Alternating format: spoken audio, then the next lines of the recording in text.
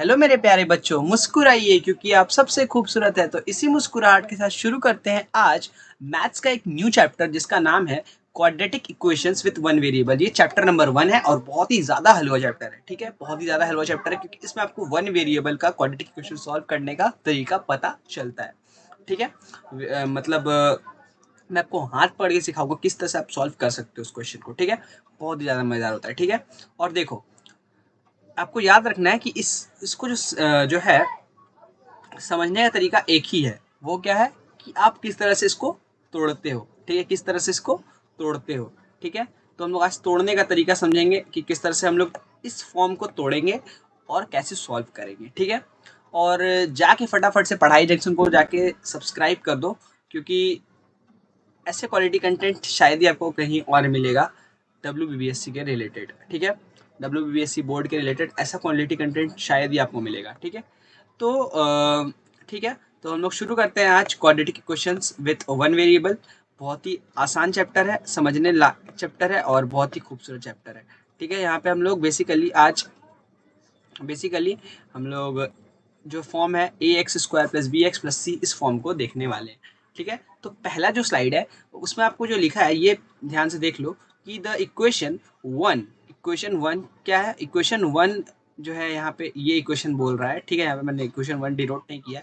तो ये जो इक्वेशन वन है तो ये ही होता है क्या, quadratic equation with one variable with real coefficient because the equation is in the form of this equation ax² + bx + c equals to 0। ठीक है, तो कुछ ये आपका इक्वेशन है। ठीक है, ये इक्वेशन है, बहुत ही ज़्यादा इंपॉर्टेंट इक्वेशन। और यहाँ पे a b और c क्या है, रियल नंबर्स। क्या है, रियल नंबर्स। रियल नंबर्स का मतलब मैं क्या कहना चाहता हूँ कि a के जगह आप कोई भी वैल्यू बैठा लो। जैसे a के जगह 1 बैठा लो। ठीक है, 2 बैठा लो, कोई बात नहीं। 3 मतलब एक वेरिएबल है, उसके अंदर कोई भी वैल्यू बैठ सकती है। ठीक है, लेकिन रियल नंबर होना चाहिए। क्या कंडीशन है, रियल नंबर होना चाहिए। सारे की जगह a b और c जो भी है ये सब में क्या बैठेगा, एक रियल नंबर बैठेगा। Real number a b c के जगह, b के जगह मैं मान लो बैठा रहा हूँ 5, कोई भी एक नंबर बैठा दिया। और c के जगह कोई भी एक नंबर बैठा लो, मान लो मैं बैठा लेता हूँ 4। ठीक है, और आप नेगेटिव नंबर भी ले सकते हो, कोई दिक्कत नहीं है। नेगेटिव नंबर भी यहाँ ले सकते हो, कोई भी -1, मतलब रियल नंबर बस होना चाहिए। ठीक है, समझ में आया कंसेप्ट समझ में आया रियल नंबर का कंसेप्ट आपको समझ में आ गया, बहुत ही अच्छे। तो इसको हटाते हैं और उसके बाद जो है quadratic equation in one variable, इसको कहते हैं ax² + bx + c। यहाँ तक इसको समझ में आ गया भाई, एक बार बता दो कि यही फॉर्म है। फॉर्म आपको ध्यान में रखना है ax² + bx + c। ठीक है, अब आता है क्वेश्चन कैसे सॉल्व करना है। मैं आपको ये जो चीज़ है ना, ये चीज़ मैं आपको इधर बता सकता हूँ बट ट्राई करना है कि मेरे को आपको इसको बोर्ड पे बताना चाहिए। ठीक है, तो मैं आपको इस चीज़ को बोर्ड पे बताऊंगा तो आपको और अच्छा समझ में आएगा। ठीक है, तो बोर्ड पे मैं आपको लेके चलता हूँ, लेट्स गो। तो बच्चा पार्टी वो क्वेश्चन अब लैपटॉप से आ गया है मेरे बोर्ड के ऊपर। ठीक है, अब आपको मैं ये बोर्ड पे क्वेश्चन समझाऊंगा क्योंकि भाई लैपटॉप पे मेरा वो नहीं है, क्या बोलते हैं आप उसको, पेंसिल जो यूज़ कर रहा था वो नहीं है मेरे पास फ़िलहाल के लिए। तो जो भी है, तो पहले मैं आपको क्वेश्चन पढ़ देता हूँ कि आपको ये समझ में आ जाए क्वेश्चन। तो जितना जो है ये क्वेश्चन समझने का तरीका समझोगे उतना ज़्यादा आप इस इक्वेशन को सॉल्व कर पाओगे। ax² + bx + c = 0। ठीक है, ये इक्वेशन को उतना ही सॉल्व कर पाओगे। ठीक है, तो the number of coconut plucked from each tree is 1 more than the number of coconut trees in Dhruv's garden. ठीक है, ध्रुवाज लिखा है लेकिन ध्रुव्स पढ़ रहे हैं हम लोग। ठीक है, तो ध्रुव के गार्डन में जितना नंबर ऑफ कोकोनट ट्री है, ठीक है, उससे एक ज़्यादा क्या होगा, उसने कोकोनट तोड़ा होगा फ्रॉम ईच ट्री। समझ में आया, फिर से बताता हूँ कि उसके गार्डन में जितना नंबर ऑफ कोकोनट ट्री है वो एक ज़्यादा होगा जितना नंबर ऑफ ट्रीज उसने तोड़ा है, जितना नंबर ऑफ कोकोनट तोड़ा है उसने किससे, ईच ट्री से।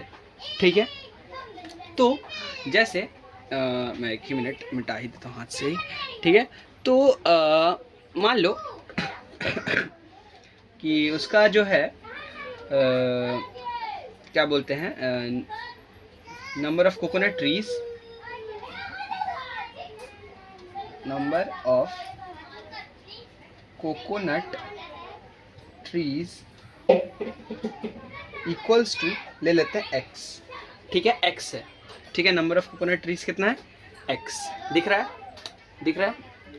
मैं रुक जाओ, इसको वहीं लिख देता हूँ, 1 मिनट। थोड़ा सा क्वेश्चन ऊपर तक थोड़ा मिटा देते हैं कि आपको समझ में।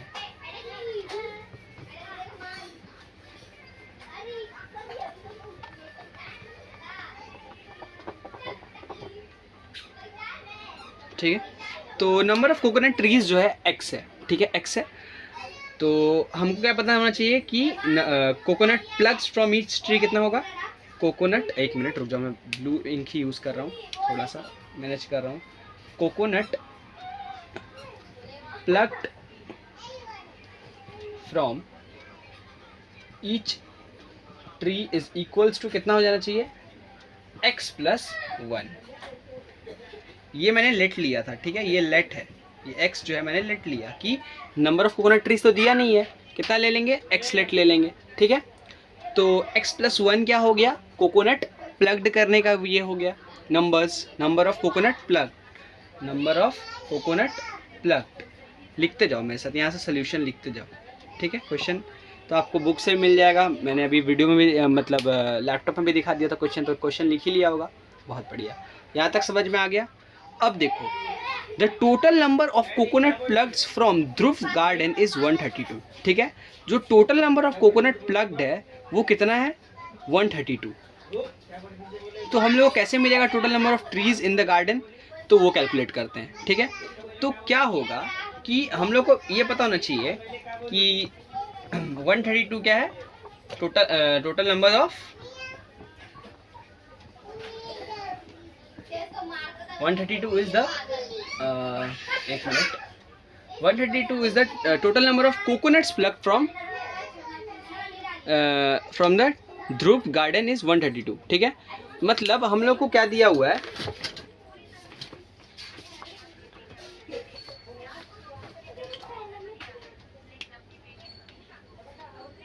मतलब हम लोग को क्या दिया है, x + 1 इज इक्वल्स टू 132।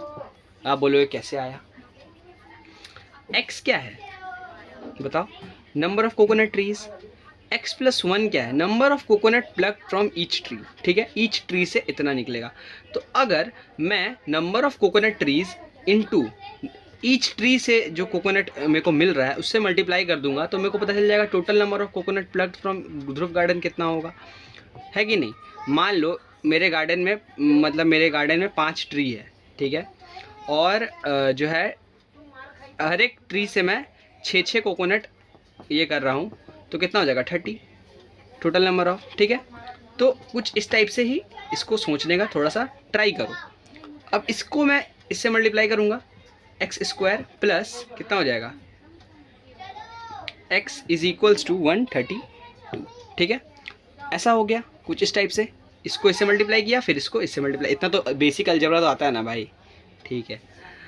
तो बेसिक अलजेब्रा आना चाहिए, x² plus x minus 132 is equals to 0, ठीक है।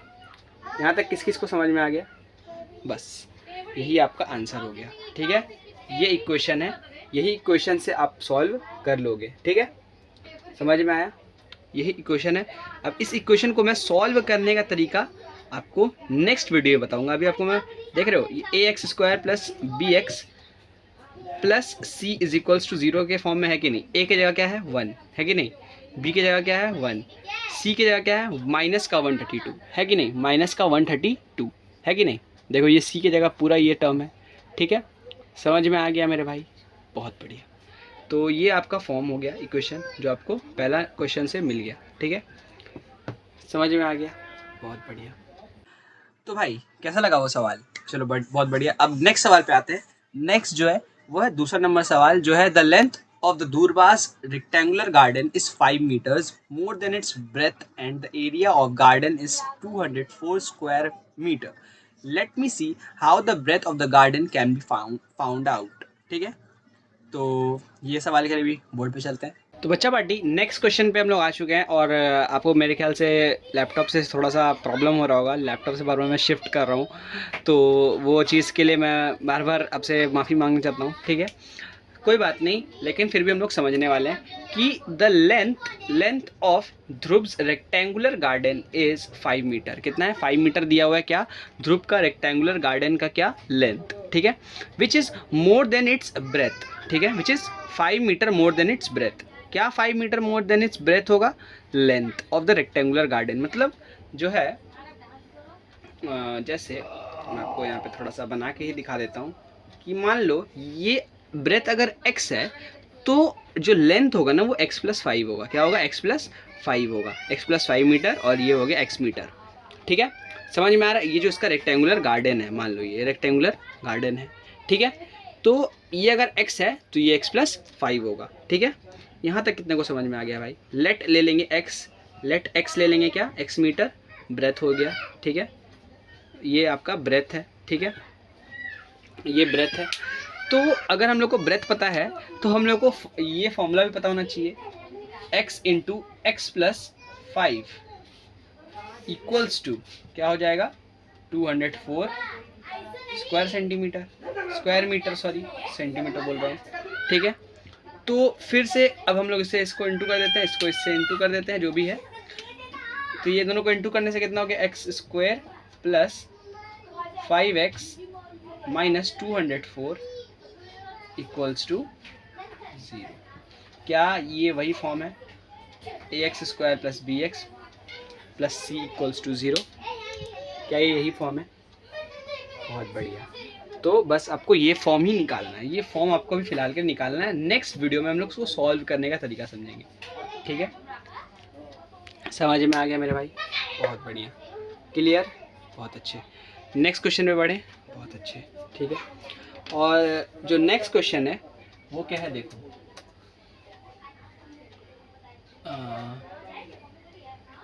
यस, तो नेक्स्ट जो क्वेश्चन है वो है एप्लीकेशन है, और मैं आपको इसमें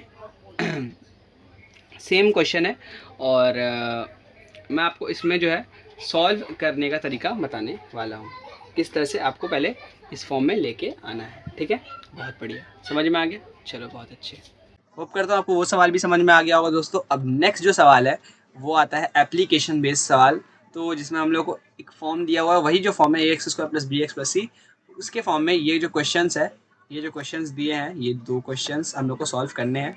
और बहुत ही खूबसूरत सवाल है, बहुत ही मज़ेदार सवाल है, आपको मैं सॉल्व करके बताऊँगा, आप समझ जाओगे थोड़ा सा देरी में ही। और बस चलते हैं आपको बोर्ड पे लेके, और ये दोनों सवाल, एक तो होमवर्क मैं दूंगा, ट्राई करूँगा, और एक आपको खुद से करना है। ठीक है, एक खुद से करना है मतलब, और एक मैं बता दूंगा। ठीक है, बहुत बढ़िया। तो बच्चा पार्टी आ गए लैपटॉप से बोर्ड पे? ठीक है, तो अभी हम लोग करने वाले एप्लीकेशन 1। एप्लीकेशन 1 जो है बहुत ही इंपॉर्टेंट एप्लीकेशन है, क्योंकि इसमें हमको बताना है कि ये जो क्वेश्चन है, कौन सा क्वेश्चन? देखो क्वेश्चन देखो, x + 1 x + 3, ठीक है, - x + 2 इक्वल्स टू 15। क्या मैं इस इक्वेशन को इस फॉर्म में लिख सकता हूँ? ax² + bx + c equals to 0।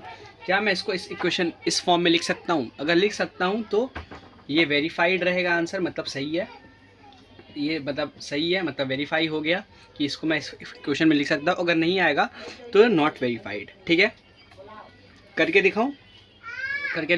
चलो पहले करके दिखाता हूँ। तो इस सबको हटाओ मिटाओ, चलो। जैसे अब इसको मैं इससे मल्टीप्लाई करूँगा, इधर एक ऐसे देना पड़ेगा, कितना हो जाएगा? x² + 3x + x + 3 - x² - 2x equals to 15। तो ये आपका इक्वेशन हो गया, और जैसे ही आप इसको सॉल्व करोगे तो ये कट जाएगा, और इससे इसको माइनस करेंगे तो कितना आ जाएगा?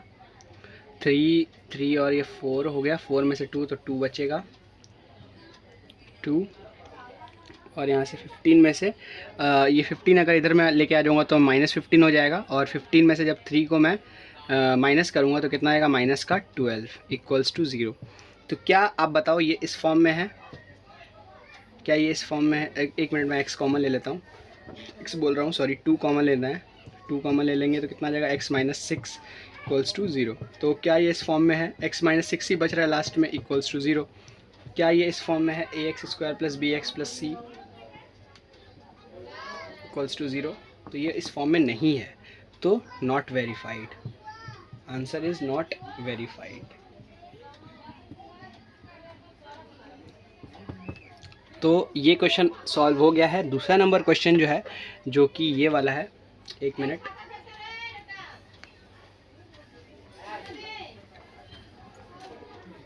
दूसरा नंबर क्वेश्चन है ये वाला, देख लो, x² minus 3x equals to 5 2 minus x। ये आपको बताना है कि क्या ये इस फॉर्म में है कि नहीं, ठीक है। अगर मिल जाए तो बहुत अच्छी बात है, नहीं मिले तो कोई बात नहीं, मैं नेक्स्ट वीडियो में बता दूंगा। तो कैसा लगा बच्चा, बहुत मज़ा आया वीडियो में, और वीडियो यहीं तक था। तब तक के लिए सी यू, टाटा।